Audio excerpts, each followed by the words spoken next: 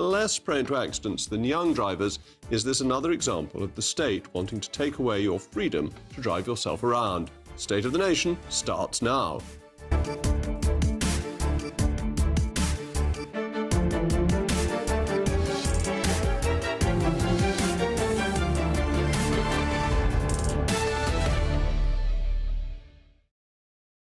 I'll also be joined by my most pugnacious panel, the former Edge of the Sun and Globetrotter Kelvin Mackenzie and the journalist and broadcaster Michael Crick. As always, let me know what you think, mailmog@gbnews.com. But now it's your favourite time of the day, the News Bulletin with Sam Francis.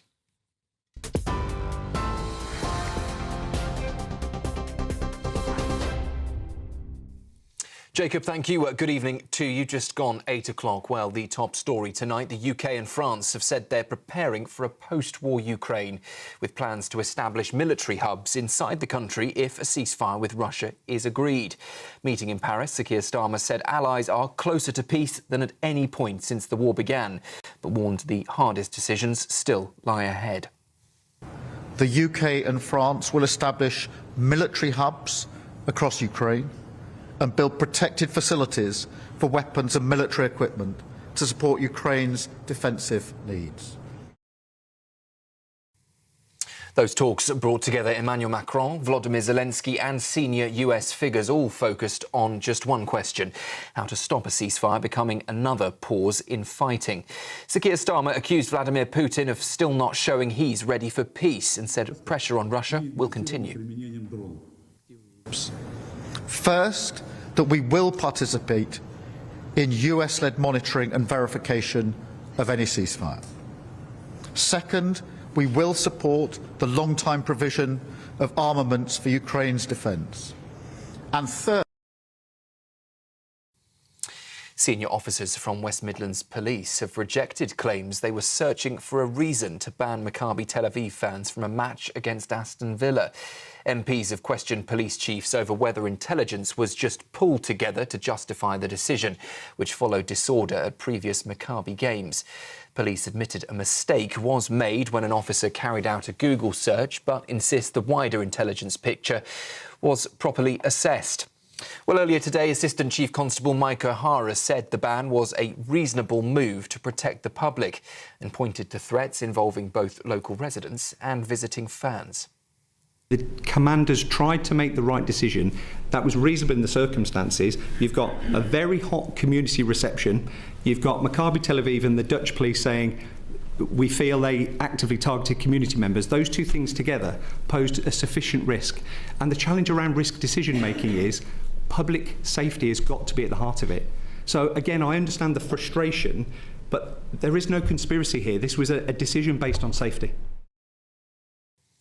Donald Trump has hailed what he called an amazing military achievement in Venezuela, prompting applause from lawmakers during a speech in Washington today. Speaking at the newly renamed Trump Kennedy Center, he claimed American forces had caught Venezuela by surprise. Mr. Trump also accused the radical left of paying people to protest the removal of Nicolas Maduro, a claim the White House has not yet backed with evidence. He went on to promise a major ramp-up in US defense production, declaring, "Nobody can take us." They knew we were coming, and they were protected, and our guys weren't. You know, our guys are jumping out of helicopters, and they're not protected, and they were. But it was so brilliant. The electricity for almost the entire country was, boom, turned on. That's when they knew there was a problem. There was no electricity. Caracas said, there's no electricity. It's not the only people with lights were the people that had candles. It was just off. So we sort of got him a little by surprise, but it was brilliant tactically. It was an incredible thing. And the Technology Secretary has warned Elon Musk's social media site X must urgently act after its AI chatbot, known as Grok, was used to create sexualised deepfake images, including of children. Liz Kendall said the content was absolutely appalling and backed Ofcom, which has demanded answers from Musk's AI company xAI. The regulator is investigating whether safeguards are failing under the Online Safety Act after reports that Grok can digitally undress women without consent. X says users who generate illegal content will face consequences as European authorities also examine the issue. Those are the latest headlines for now. Now it's back to Jacob and, well, this is becoming a bit of a habit, his most pugnacious panel. For all the latest from GB News whilst you're on the go, get the GB News app. Scan the QR code now to download or visit gbnews.com/app.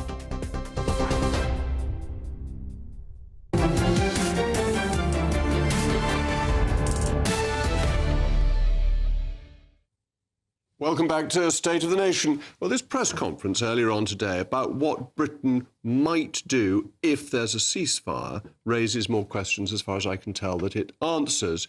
How can we do it? Where do our forces come from? What will the risks be? Will Russia accept it? How is the whole process going to work? Who will be in charge? Will it be a NATO operation? Will it be outside NATO structures? Are we going to rebuild our army to the size it was when we had the British Army of the Rhine? Question after question comes up, and answers seem to be very few and far between. But let's just see what Sir Keir Starmer had to say, because we want to focus on his words. Alongside President Zelensky and President Macron, we went even further today. We signed a declaration of intent on the deployment of forces to Ukraine in the event of a peace deal. Following a ceasefire, the UK and France will establish military hubs across Ukraine and build protected facilities for weapons and military equipment to support Ukraine's defensive needs.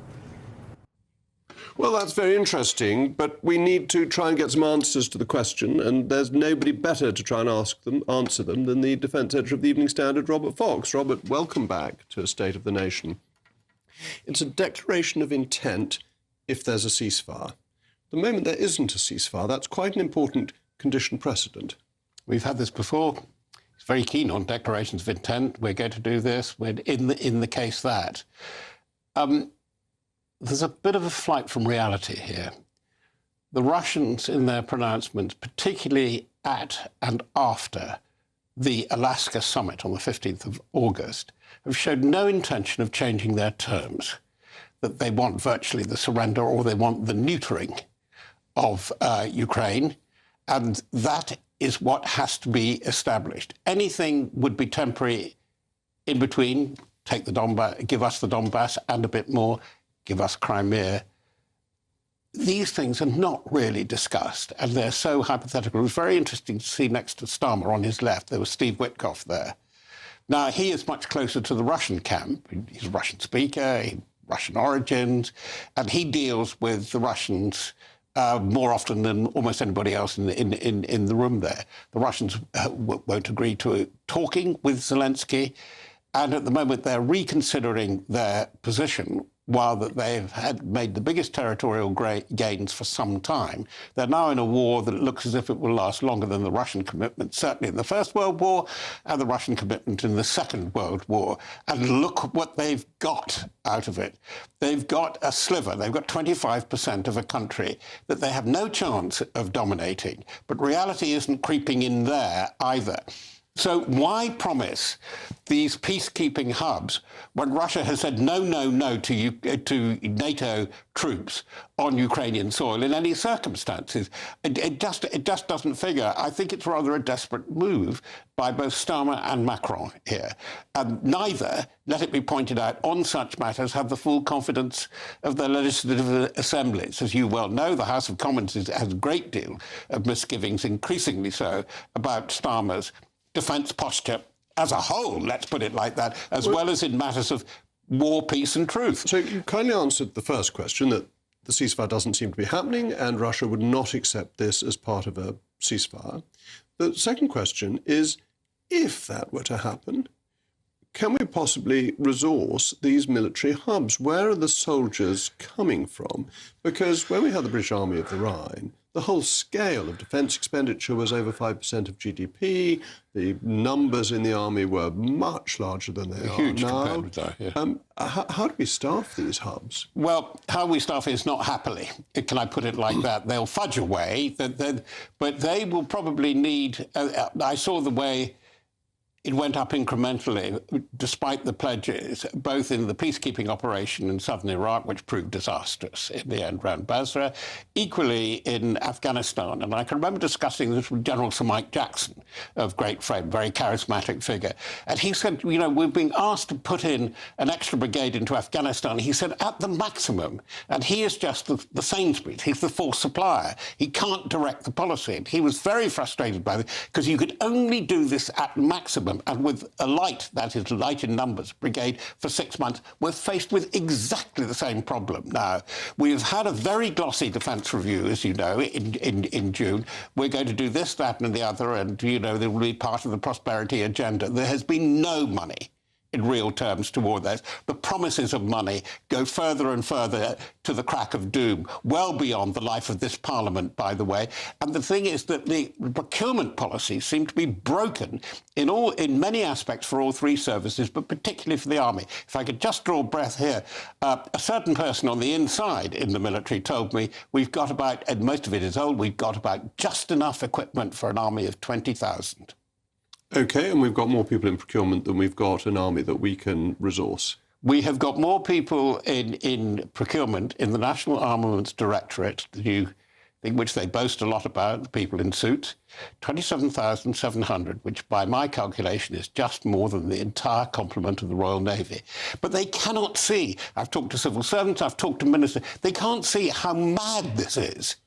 Well, because they're committing themselves potentially to something like the Korean demilitarised zone, which requires tens of thousands of troops to be there for decades. That's called a presence, yes, absolutely. What is the difference between a presence and a military hub? I mean, it is a military hub hot desking with people who have other commitments. But knowing that the army, provided they're given their initiative, and there's much to criticism, they are in a mess. The equipment programme is absolutely hopeless, and they're on the cusp of the AI revolution, and there's nowhere, 200 million or something has been given in defence right across the piece. So they're in no way ready for that. But they are ingenious.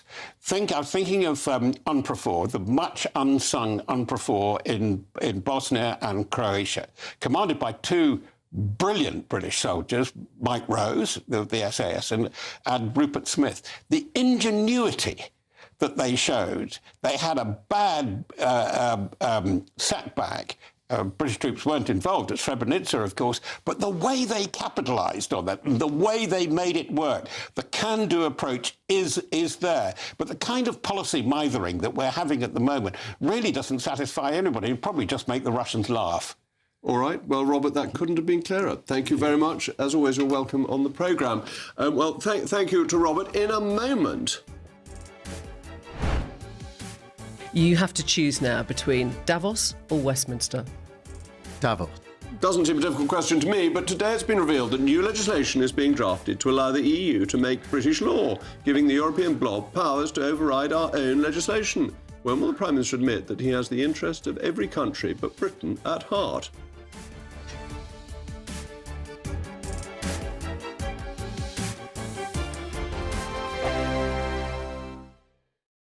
Westminster's full of talk, but out here, it's the real world. Am I allowed to talk now? No, that's it.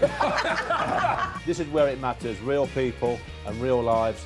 That's what politics is all about. In fact, has Trump made a good start? No. Straight answers, no spin, and just a couple of pints. How many fingers have I got up? About 10. So join me for Lee Anderson's Real World every Friday at 7 p.m, only on GB News.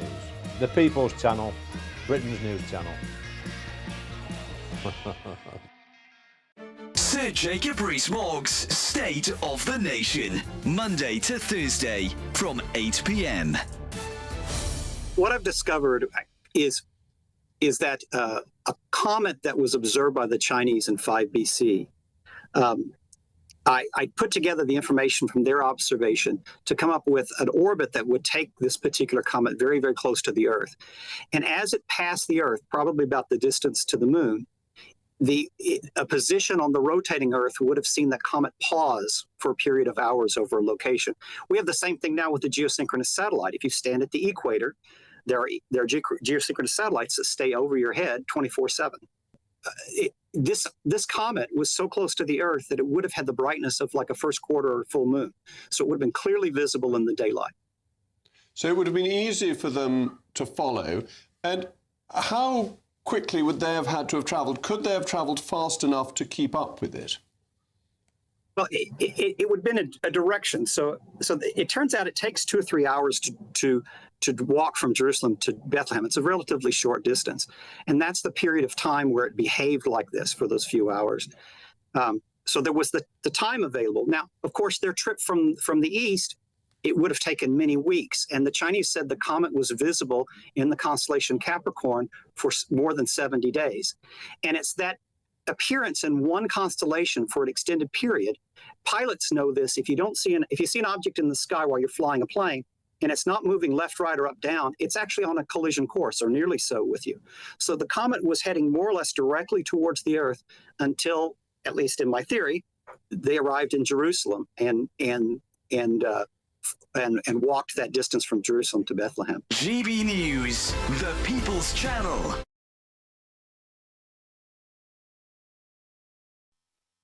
You want to know what's really going on in the corridors of power? Labour don't know what to do with you half the time, and that makes you quite lethal in the chamber. Get behind the headlines with Chopper's Political Podcast. Join me, Christopher Hope, as I sit down with the great and the good of British politics. We'll see where this ruling takes us. These are the stories shaping our nation. Chopper's Political Podcast, available now on all platforms. Listen in and stay ahead.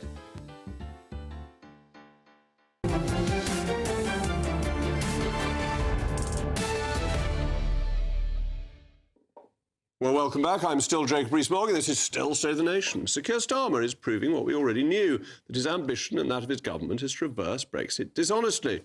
The Prime Minister is again proving himself to be what George Canning called a steady patriot of the world alone, the friend of every country but his own.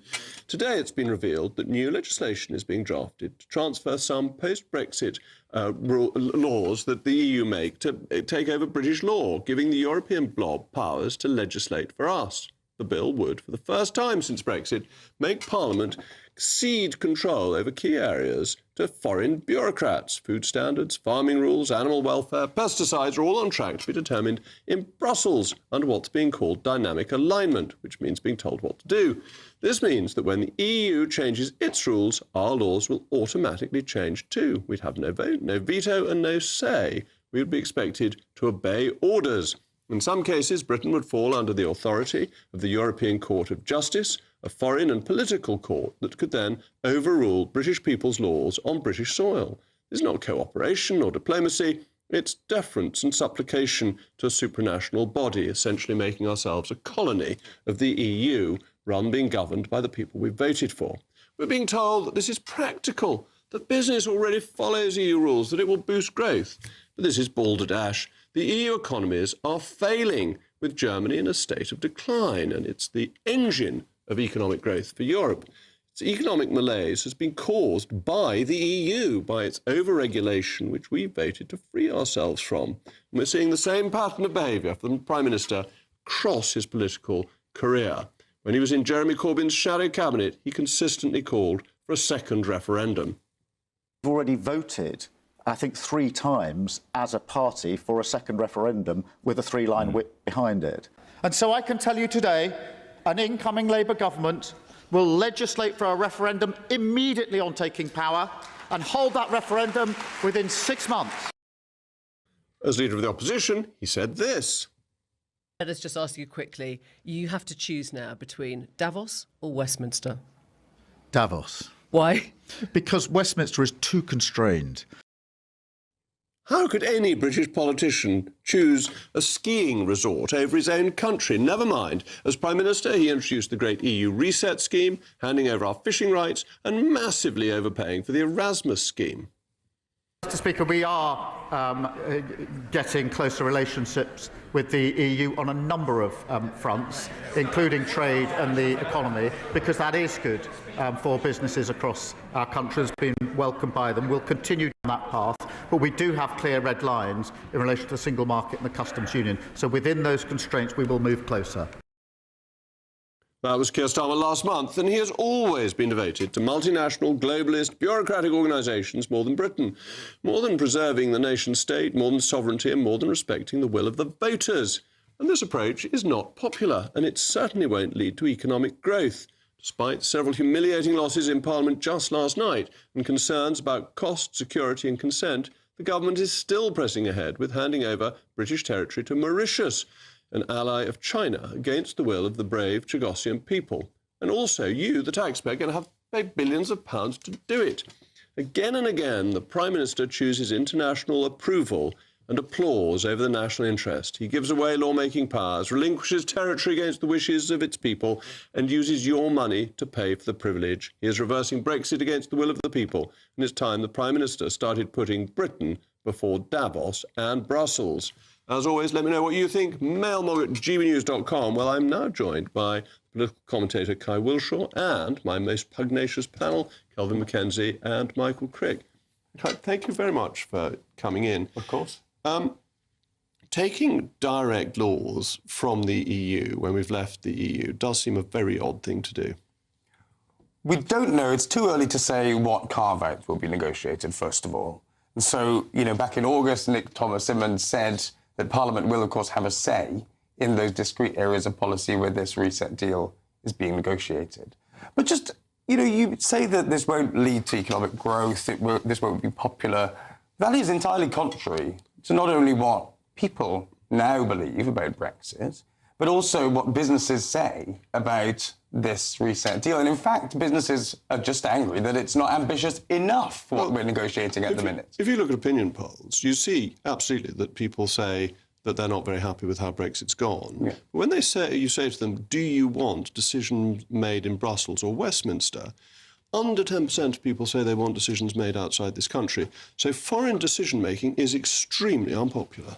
This is where it's important to look at some of the specifics, isn't it? So food manufacturers, you sort of mentioned in your introduction, food manufacturers already say that there'd be no change, effectively, because they operate on a regionalised basis, these large food manufacturers. But this is the thing. It's always for the large companies. It's the small start-up businesses who don't need European regulations to sell into the UK market. But we know the overwhelming majority of them don't trade with the European Union. But certainly those that did, SMEs that did trade with Europe, have stopped. We already know from the British Chambers, who said that I think 46% of the small exporters have stopped. Overall trade with the EU has gone up, and the things that we've seen that have gone down are the re-exports of tropical fruits, which we never made in the first place, but under old EU rules were recorded as being UK exports because they came into the UK first. So actually our trade with Europe has grown since we left the European Union, grown even faster in services.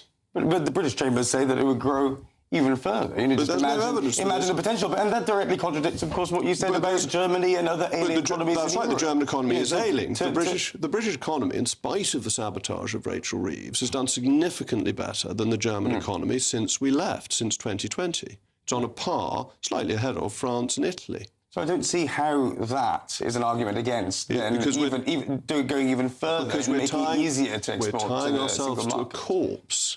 The EU ideal is dead. It's ruining European economies. It's impoverishing European peoples. Their crazy green policies have made Europe lag behind the rest of the world.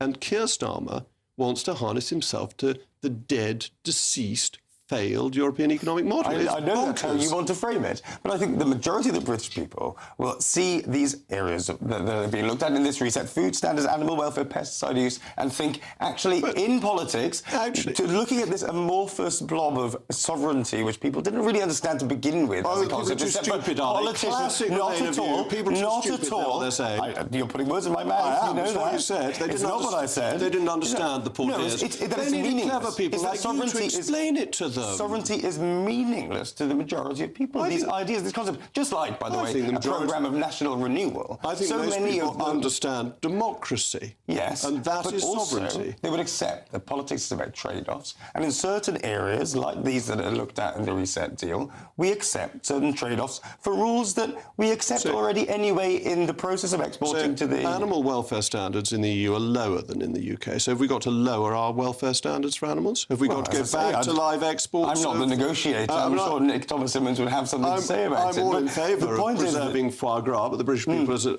by and large, aren't. Wonderful. yeah, you like foie gras too. But actually, this is something British people are in favour of the higher animal welfare standards that we've got that are being reduced by the EU. Were reduced when we remember, would be put back, undermined, if we took EU rules. Look, I think there are then also other benefits. Look at energy, for instance. I talked to Energy's a disaster. No. If we're talking about cutting costs, there are so many ways in which actually this realignment would. We have the most expensive energy, electricity in the world because we've followed European policies, that we have adopted the Green Agenda. The Climate Change Act was a requirement of membership of the European Union, as you know perfectly well.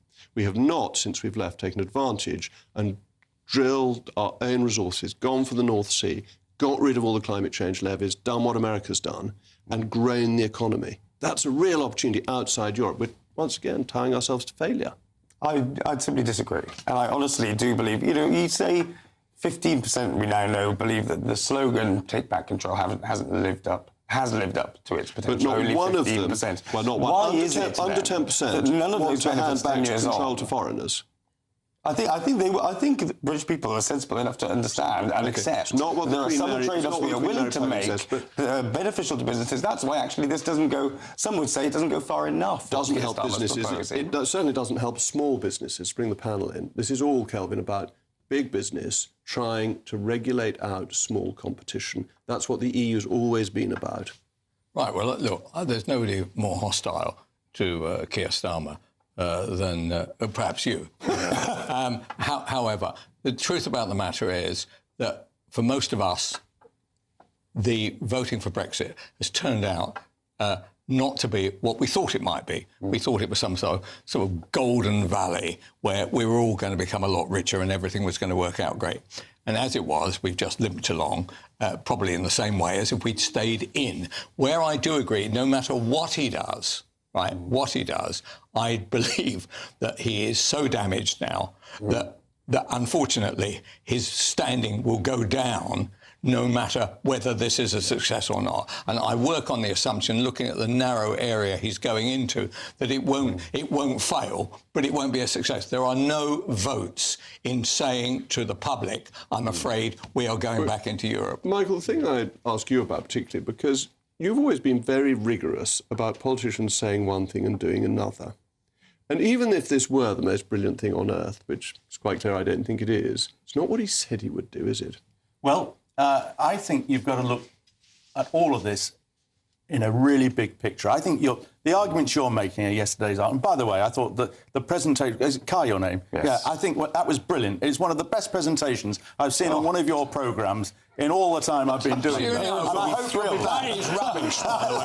That is rubbish. What you say is rubbish. We only get without GBNews. fail. Now, on this one, look, we are seeing day by day the way in which the world is breaking up into dangerous blocks. And we Europeans have got to stick together. And what Starmer has been doing today and what he's been doing on the foreign policy front and the coalition of the willing and support for Ukraine, I think, is by far the best aspect of his premiership. I'm a huge critic of him in all sorts of ways, and you've heard all of that on this programme. And Europe was founded on the idea that we had to protect ourselves and we had to prevent wars in Europe. We have to get back together as much as we can. Michael, I don't know if you listened to Robert Fox earlier. No, I didn't, no. Because he was explaining that though what's announced today sounds very good, actually we don't have the military or the substance to do it, or the ceasefire. And so it's one of these, it's classic European politics. You set out some highfalutin policy, but you've got no cash, no troops, no weapons with which to back it up. You're completely dependent on the United States. Well, you've got to end up going crawling to Donald Trump, because there's no other choice. Well, we've got to do both of these things, but we've got to sort ourselves out as Europe. And we've got to get back together again. And if that involves rejoining the European Union in 10 years' time after a referendum, and don't you kid me, if you'd lost the referendum 52-48, you'd be calling for a second referendum right now, far quicker than anybody on the Remain side. Stop talking about the subject, had we lost. Right, I doubt that very much. Ask one question. Yes, I believe, be interesting to know what everybody else says, I believe that in the next manifesto, they will be offering the public another vote on Brexit. Well, that would be great. Okay, in which case, I will start voting Labour again. Told us first. Anyway, thank you very much to Kai. The best presentation you've ever heard. News. We will put that up on posters outside. Thanks, my panel. In a moment. Life of a train driver. knitting, watching TV, press a couple of buttons, 40 bags a year, go on strike whenever he wants. Tube drivers are being advised to pay attention. 007 after a pensioner died after being hit by 4 Jubilee Line trains in a row. Is it time we caught up with the rest of the world and made tubes driverless?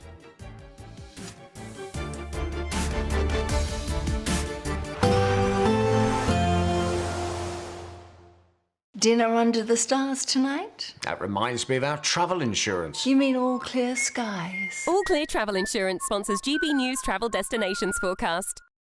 The cold weather we're experiencing in the UK also affecting Spain at the moment. Warm winds, meanwhile, in Greece, but with some heavy rain ahead of an area of low pressure that is moving through parts of Italy. So wet for Italy, Croatia, much of Greece during Wednesday. Meanwhile, plenty of sunshine for Spain and sunny spells for Portugal, but temperatures well below average on Wednesday, recovering a little later this week. All Clear Travel Insurance sponsors GBNews Travel Destinations Forecast. Good evening. It's time for your GB News weather forecast coming to you from the Met Office. The cold weather continues as we go through the next 24 hours, and there's also some wet, wintry weather around, but actually a lot of the rain across England and Wales at the moment, that is going to push its way southeastwards, and it's going to clear through as we go through the rest of today and overnight. So some outbreaks of rain, maybe some sleet, some hill snow for a time, but then turning drier and clearer across many parts of England, Wales and also Northern Ireland. Scotland, though, it's a different story. Snow continuing to pile in, particularly across northern parts. Snow building up further as we go through the rest of today and tomorrow. It is going to be a cold night, not quite as cold as some recent nights, but with clear skies following the rain. Well, it is again going to be frosty and icy in places. A few showers to watch out for as well as we go through the early hours of tomorrow morning and through tomorrow morning itself across parts of Wales, central England. There could be a few showers and these could be a bit wintry at times. Elsewhere, lots of bright sunny weather, but like I said, some ice to watch out for and some harsh frost in places as well. Across the northern and central parts of Scotland, cloudier here, but continuing with that snow, which is why those snow amounts are going to continue to build up as we go through tomorrow as well. Also worth noting that it is going to be windy towards the northeast of the UK, windier than today, and that's going to add to the cold feel, which is going to make it feel pretty chilly indeed, despite the fact that for many there'll be a lot of dry, sunny weather around as we go through the bulk of tomorrow. Temperatures still a little bit below average for the time of year, touch up on today, but factor in those strong gusty winds. Then as we go into Thursday, our attention turns to an area of low pressure which has been named Storm Goretti by the French Met Service. It's going to bring some wet and very windy weather to parts of the south and southwest, and then as we go through later Thursday and into Friday, well, it's likely to bring some significant and disruptive snow, particularly to central parts of the UK. We're staying up to date with the warnings. Bye-bye. Decisions made in Washington aren't just shaping America, they're shaping Britain too. From migration to global security, from crime to health. Whatever happens in the White House today will be felt in your town or city tomorrow. That's why The Late Show is live from Washington, D.C. Cutting through the politics to show you what it all means for Britain. The Late Show live every night at midnight. Only on GB News, Britain's news channel. Hi, I'm Michelle Dewberry, and my show is your opportunity to cut through all the noise and dive in headfirst to some robust debates. Ideas clash. Situation, isn't it? Because the failure is... You're deliberately avoiding my point. Nothing's held back. And if you think this is the end of it, wait for more. And we do not shy away from the difficult stuff. Sometimes I want to shake people and say, if only you understood. So join me on Jubes & Kerr weeknights at 6 p.m, only on GB News, Britain's news channel.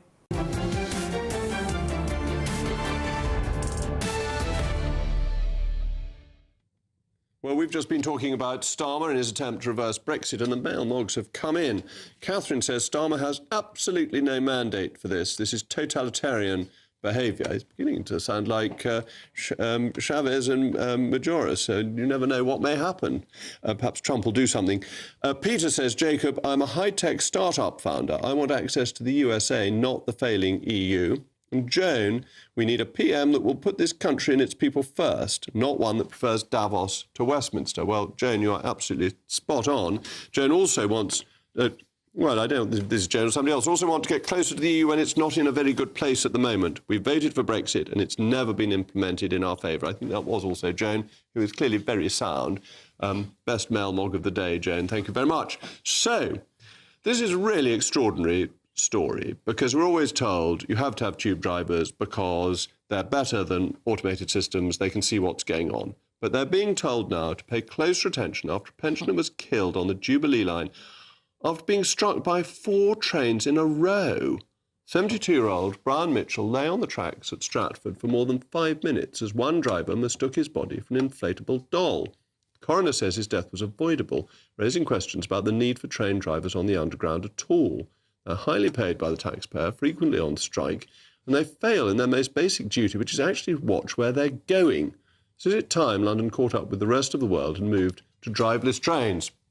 Well, I'm joined now by the Senior Fellow for Transport at Policy Exchange, Andrew Gilligan. Andrew, thank you very much for joining me. This is such a dreadful story because it seems to me it shoots away the only reason for keeping drivers in automated trains. The fact is automated trains are safer, significantly safer than manually driven trains, because whenever there's automation, with a few exceptions, they have platform edge doors. And the doors mean that that person who died couldn't have fallen on the track. Every time it's been tried, it's led to significantly fewer deaths and injuries where it's been done. And we should absolutely do it in London, if only for that reason, but also, of course, as you mentioned, because these drivers are heavily overpaid for a job that really involves very little skill.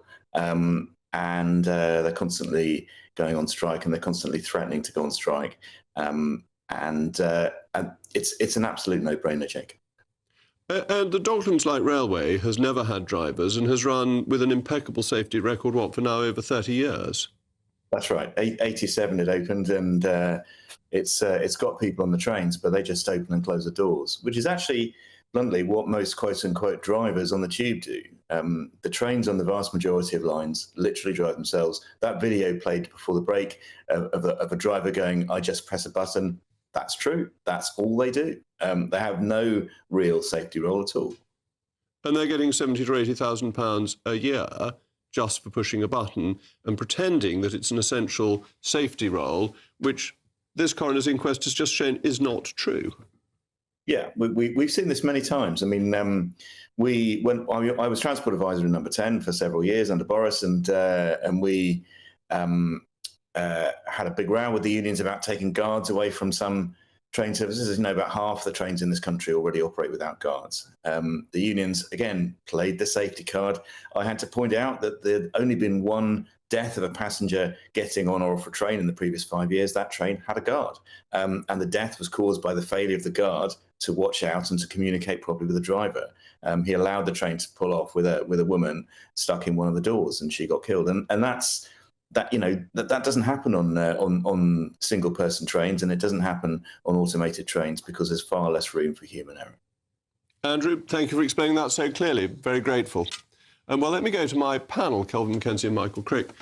Michael, it's just a union racket, isn't it? That they want their members, and that's what unions are there for, to remain on board, as ASLEF wanted to keep firemen on board diesel trains. Have you asked the RMT to appear on this programme? The RMT would always be welcome to come on this programme. No, but did you ask them? We did, yes. You did? You sure about that? I am. Right. And they said no? Right. Yes, no, I've just been told through the air they're too frightened to come on. But it seems to me that it's pretty shabby to take one awful incident and say, and imply, basically, that all drivers are not keeping a lookout.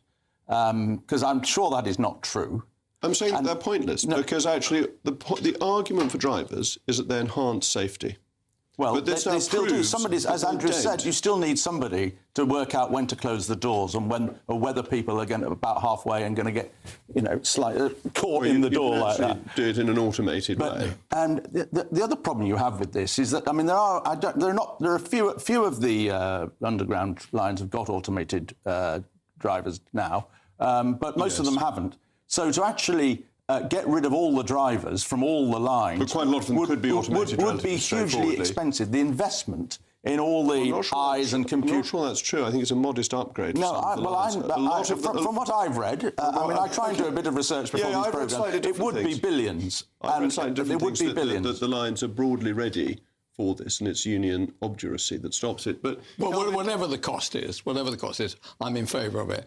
The idea that I am being used as a regular commuter, as a battering ram for the pay rise of people who basically, this is an unskilled job. Not only is it unskilled, the only thing that they have to do is look out the window, because actually the train drives itself. So they're not even looking out the window. I accept there is one example of this, a shocking, shocking example. After all, that guy was also drunk, so it's not helpful to this particular argument. However, the general argument, should we have driverless trains is unarguable. And by the way, people hate the idea that their day cannot be certain anymore because somebody has decided, I need a pay rise. It is quite preposterous in this day and age. Look, I travel a lot on the Underground, and the number of times when, even when there's a strike on, I find I can't actually travel on the Underground is very few. So let's not exaggerate this. But no, I want to exaggerate. It's an £80,000 job that you could probably do on £26,000 a year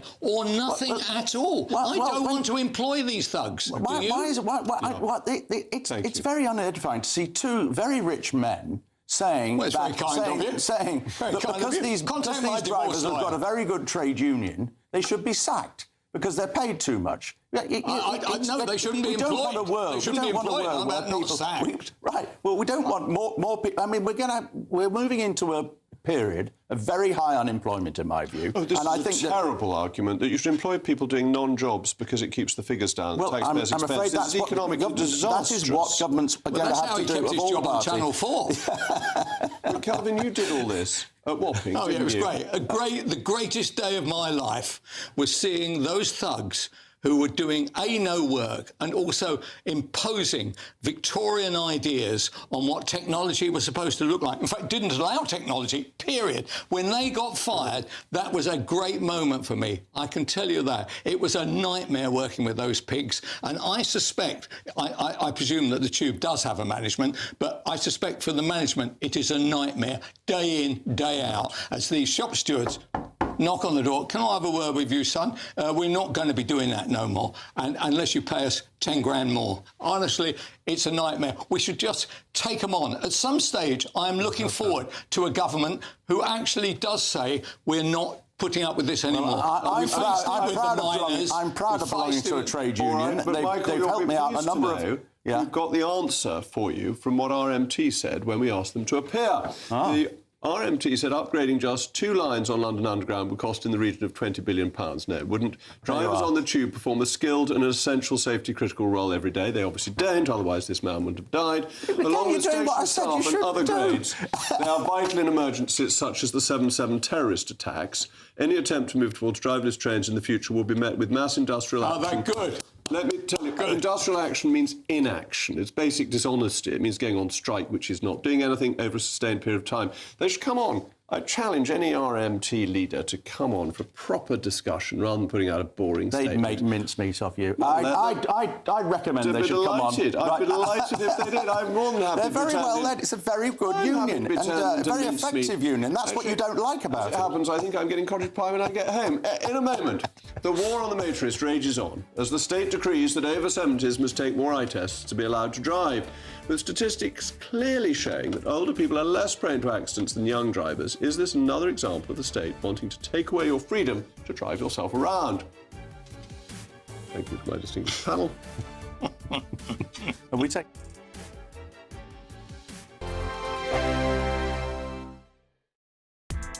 Join me, Nana Akweer, for an informative, interactive news programme with a difference. It's fun. No, he didn't say that, Dave. I'm so surprised. I think there's an element of truth to that. Join me from 3 p.m. every weekend, only on GB News, Britain's news channel. Mornings don't have to be tiresome, especially if you have the right company. Wake up to news as it happens, opinion and debate, and of course, a little bit of entertainment too. Because when the kettle's on, we're on. That's Breakfast on GB News, a show worth waking up for. Every morning from 6 a.m. Only on the People's Channel, Britain's news channel. We'll spread the news, you spread the word.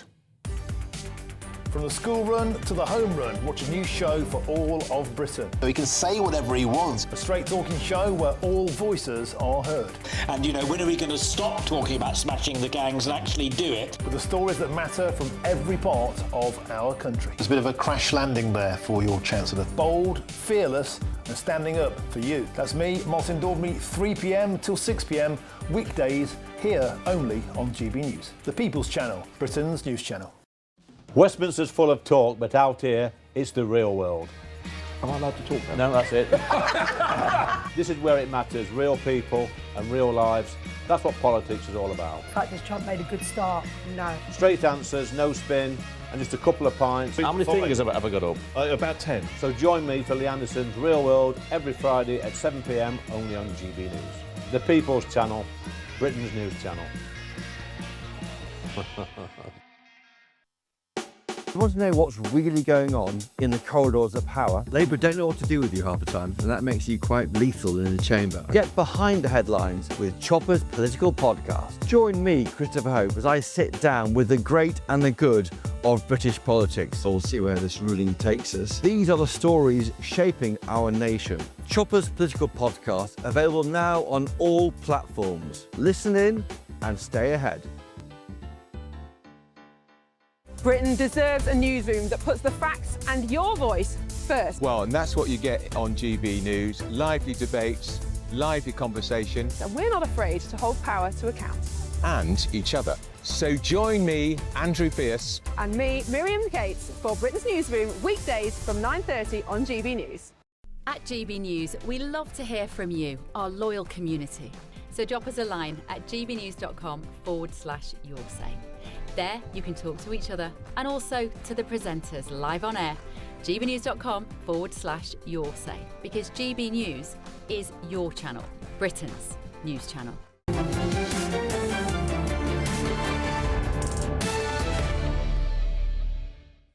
The war on the motorist continues, with the state now insisting, or about to insist, that drivers over 70 must take extra eye tests to stay on the road. But the statistics tell us that younger drivers, especially under 25s, are involved in far more accidents and fatal crashes than older motorists, both absolutely and, crucially, per mile driven. The over 70s tend to drive less, take fewer risks, and are involved in fewer collisions. So is this really about road safety, or is it another example of the state ebbing away your freedom to drive yourself around? Well, my panel is still with me, Kelvin McKenzie and Michael Crick. I mean, Kelvin, there's always a balance, isn't there, between safety and freedom, and that you could test everybody's eyesight every day before they went out to drive. You could have some computerised test. Actually, not a bad idea. OK, debate over. Thanks very much. In fact, we could set up a business making it. Good idea. I've got to go. But it's all a question of proportionality. Yeah. And in a way, the elderly driver is a soft touch, because people think elderly drivers are dangerous. But actually, it's the 17 to 25-year-olds who are involved in all the crashes. Yes, that's true. I must say, fortunately, I've got good eyes, so it's probably not going to affect me. Probably the intellectual. If they decide to have an IQ test, I might struggle. But so I am not against this. I'm not against this. But there are so many things now which you have to do as part of the state looking after you that I honestly think that people feel vaguely oppressed by what's going on. I'm not against having this test, right? If there are, at the moment, the way it works is you just write down, are your eyes okay? And you say yes. Well, clearly, that can't possibly be true in all respects. Actually, being an elderly driver myself, actually, I know that I am a poor driver, and I wonder whether actually I should be allowed on the road at all, and whether the eyes make any difference but you're at all. Statistically much safer than a younger driver. I mean, that's not a very good comparison, really. We all know that younger drivers are risk takers and reckless and so on. And we should do something about that separately. Yeah. And my inclination is go in favour of this, but providing it doesn't cost too much. And after all, people can then improve their eyes, either by getting better glasses or contact lenses or having their cataracts taken out, all of those things. But isn't it a question of priority? That governments have limited resources, and if they're going to focus on a problem, it should be the younger drivers rather than the older drivers. And the other thing is, I found as a constituency MP that people reported honestly to DVLA that they had a problem, say a cataract. They had the cataract dealt with. They then got letters from their doctor for month after month after month, and DVLA never answered the mail. So you had people who had dealt with a problem, and I think this is part of the reason people have underreported recently, because they know that once they get into the system, they'll never get out of it. So what you're saying is that people got their eyes fixed and they couldn't get back driving. That's right. Because the DVLA... I was constantly writing. In that case, I'd say no, don't do it now. Sort that problem out. But I think in the long term, eye tests are good, and after all, if you improve people's eyes as a result, that's good, not just for their driving, because but all sorts one of of other the reasons for doing this I've seen is that self-reporting to DVLA has gone down.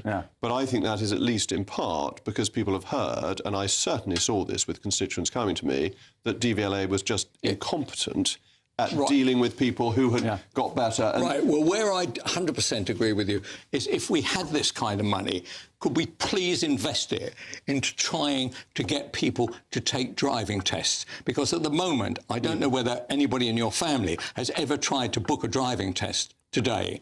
In their local area, they will literally be waiting for a year. I've got an 18-year-old and a 17-year-old, so they're in exactly this... Right. So if money does exist, let's hire more people to do that job and put this other job on the back burner. And let's put speed limits back up. 80 miles an hour on the motorways, back to 30 everywhere else. 30 in London. That's all from me. Up next, it's the one and only Patrick Christys. Patrick, what's your view of road safety? Oh, well, I like road safety as a rule, Jacob. I think that we should all be safe on the roads, yes. Right, look, loads are going on. Boots on the ground in Ukraine. Do you agree with it? We seem to care about borders when they're other people's, don't we? West Midlands police are accused of fabricating evidence, lying and hiding intelligence about armed Muslim gangs just so they could ban Israeli football fans. An astonishing story. I've got all that and more.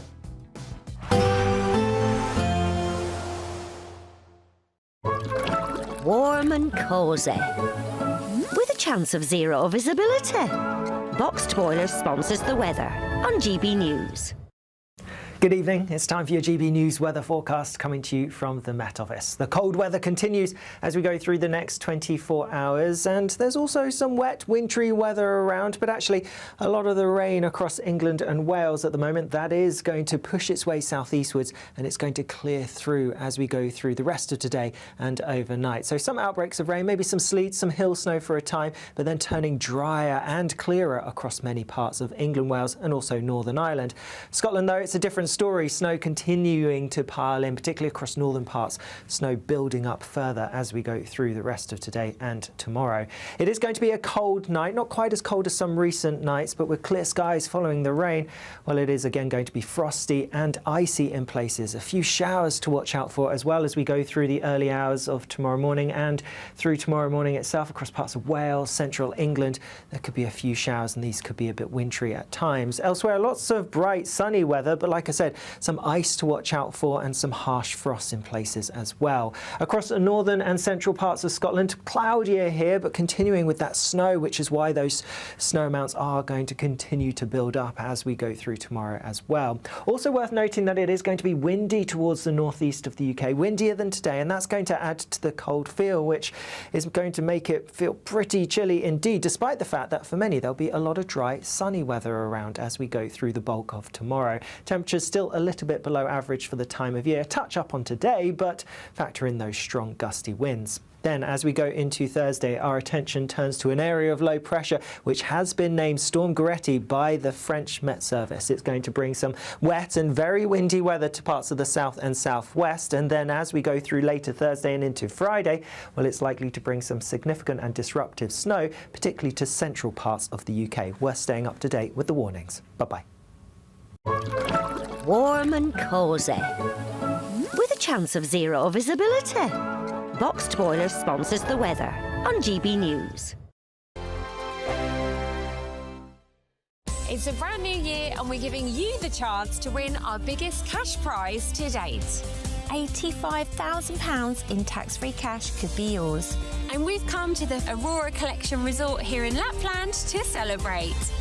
An incredible £85,000 in tax-free cash could be yours. For another chance to win £85,000 cash, text cash to 63225. One entry costs £2.50 plus one standard network rate message. Or text bonus to 63225. 5 entries cost £5 plus one standard network rate message. Go to gbnews.com/win. Entries start at £2.50. Call 0903 686 3232. Calls cost £2.50 plus your network access charge. Or post your name and number to GB18 PO Box 8690 Derby DE1 9TT. UK only. Entrance must be 18 or over. Lines close at 4 p.m. on the 30th of January. Please check the closing time if listening or watching on demand. Good luck. Hi, I'm Michelle Dewberry, and my show is your opportunity to cut through all the noise and dive in headfirst to some robust debates. Ideas clash. Situation, No, isn't it? no, Because the failure is you're deliberately avoiding my point. Nothing's held back, And if you think this is the end of it, wait for more. and we do not shy away from the difficult stuff. Sometimes I want to shake people and say, if only you understood. So join me on Dubes & Co. weeknights at 6 p.m. only on GB News, Britain's news channel. From the school run to the home run, watch a new show for all of Britain. So he can say whatever he wants. A straight-talking show where all voices are heard. And, you know, when are we going to stop talking about smashing the gangs and actually do it? With the stories that matter from every part of our country. There's a bit of a crash landing there for your Chancellor. Bold, fearless and standing up for you. That's me, Martin Daubney, 3 p.m. till 6 p.m. weekdays here only on GB News. The People's Channel, Britain's news channel. Westminster's full of talk, but out here, it's the real world. Am I allowed to talk No, now? that's it. This is where it matters, real people and real lives. That's what politics is all about. In fact, has Trump made a good start? No. Straight answers, no spin, and just a couple of pints. How many fingers have I got up? About 10. So join me for Lee Anderson's Real World every Friday at 7 p.m. only on GB News. The People's Channel, Britain's news channel. You want to know what's really going on in the corridors of power? Labour don't know what to do with you half the time, and that makes you quite lethal in the chamber. Get behind the headlines with Chopper's political podcast. Join me, Christopher Hope, as I sit down with the great and the good of British politics. We'll see where this ruling takes us. These are the stories shaping our nation. Chopper's political podcast, available now on all platforms. Listen in and stay ahead. We love Great Britain. We love its history, its culture and its tradition, and that's why we're so proud to be part of GB News. You look genuinely emotional. Oh, come here. GB News does pay attention to those who are ignored by the mainstream media. The majority of this country whose forefathers fought and died to maintain liberty, to fight for freedom of speech. The rule of law, the rights of property and democracy. This is the heritage that our country should be so proud of.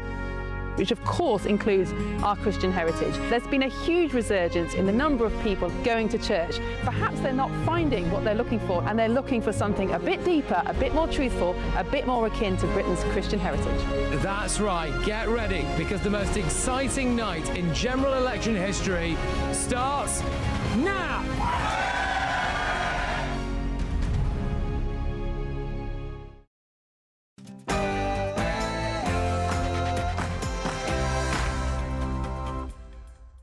It's 9 p.m. I'm Patrick Christie's huge news tonight.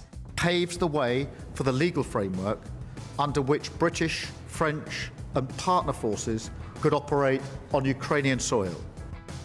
British boots on the ground in Ukraine if there's a peace deal.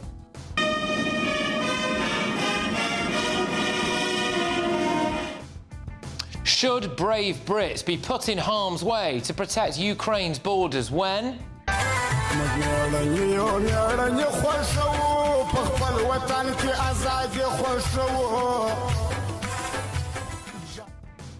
Keir Starmer is refusing to protect our own, but another bit of huge news for you. We should not show mercy, but what does that mean? They are not welcome here today. They are not welcome to Aston. Massive story, this heads have to roll. West Midlands police fabricated evidence, lied and hid information about armed Muslim gangs so they could ban Jewish fans. But is it a surprise? Salam alaikum. Sack him.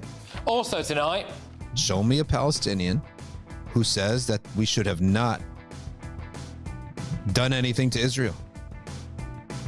victory for GB News.